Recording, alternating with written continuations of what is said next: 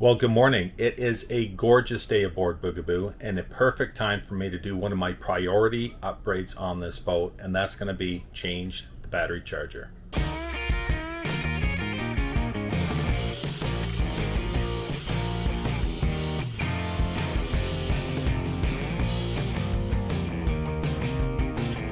Now today I'm coming to you from our new to us 1998 Sea Ray 370 Sundancer, which we recently upgraded to from our last 98 330 Sundancers. Basically similar boat, but this one's just a little bit bigger.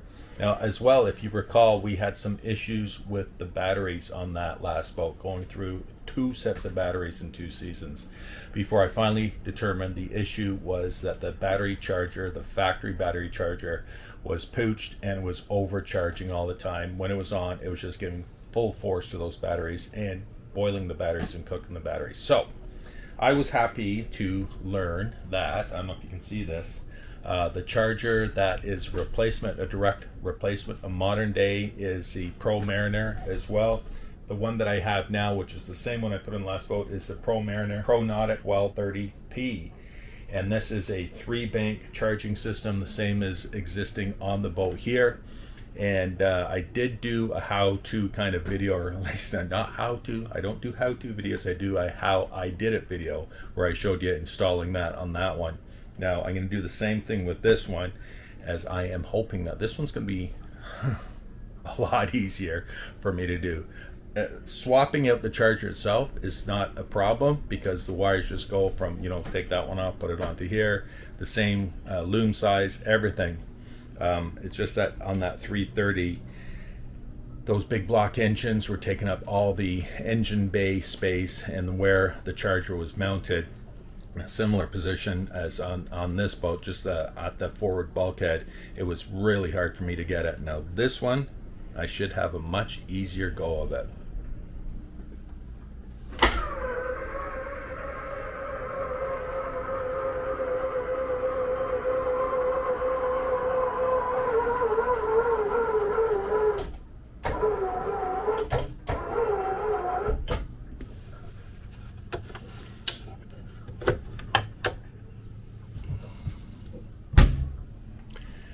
So with the engine hatch open, which is brilliant, I don't even have to take the table off in the back, nothing, the cockpit table. And look at that, I can step straight down here.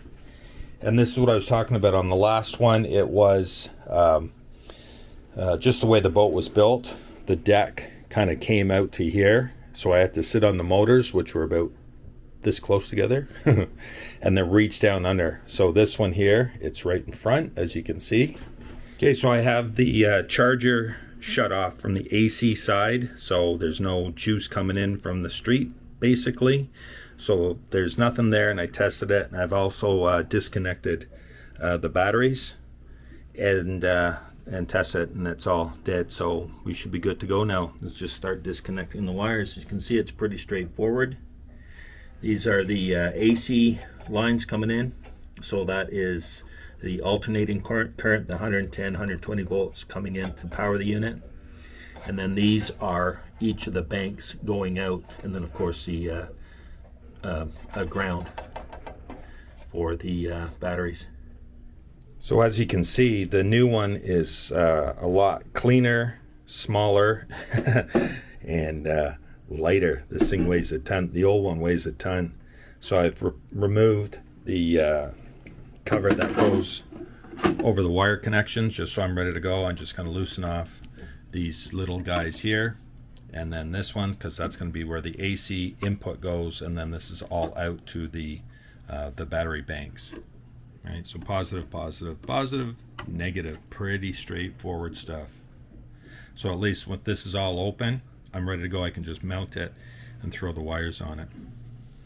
So while I have this still lying down flat, because remember it's going to be mounted vertically like that, and one can get all the readings that you want off of there, but of course, since this is going to be in most cases mounted down the engine room where it's not as readily accessible, one can use a remote monitor, which I have, but I'm not going to install it just yet. I'm going to put that up in the helm, but I'm just going to show you that just plugs in. It's just like an old telephone jack. Bloop. Remember when we had wired telephones still?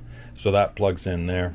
And then this is a temperature sensor, which again just plugs in and then runs over to one of the batteries. And I just put it on the ground and it monitors the temperature. So like I said, I'm just going to get back to getting this all ready, prepared. See this little clampy boo I have off, and then the one for here. So I'm just going to loosen these screws. I'm going to take the nuts off of these guys so they're all good to go. And then I can disconnect the old one and get it out of the way.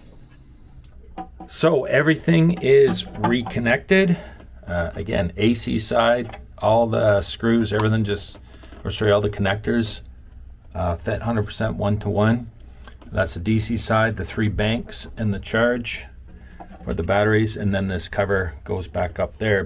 Before I do that, as I was mentioning, there is a battery temperature sensor, so that just plugs in under there, and then this guy goes on to the negative post of the house batteries, and you'll see what that's all about once I have my remote monitor installed. But little alteration I had to do. The only thing I was necessary again was to reposition the mounting points.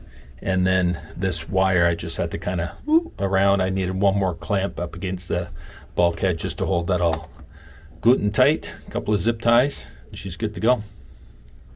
Okay, she is all done. All set up. Now, one thing that you have to do when it's all done, or when you've completed the installation, is just set the battery type from flooded, sealed, AGM, whatever else. So it's pretty straightforward, just a couple of buttons to hit, and it's all automatic. And then at that point, just walk away. It is done. Check your connections, make sure it's all good, make sure all the lights are green. Perfect, good. So that is it. Again, it's a pretty straightforward job. In total, I would say something like that, 2 to 3 hours. Of course, I took a lot longer simply because I'm filming, as well as when I was disconnecting, reconnecting the batteries, and there's 5 altogether. I was just taking advantage of the fact that they were disconnected just to clean the terminals and put some dielectric grease on them, and before I put them back together. Now, again, when I get to my next big project, which is going to be replace all the panels on the dash of this beautiful boat, I'm going to also be installing the remote monitor, which I'll be placing on the dash, and I will show you how that works. Again, it's just plug and play, plug it in, screw it to the helm, and it's good to go. So keep an eye out for that one, as well as all the rest of my how I did it videos. If you enjoy this one, please look down on the link in the description, and you can see how you can support the channel even more if you feel like you'd like to. That would be awesome, as well as there are well over 100 other videos that I've produced so far over the last few years on this boat and our prior 2 boats as well. So check it out and let me know what you think. As always, look forward to your comments, and I will see you on the next one, my friends. Cheers.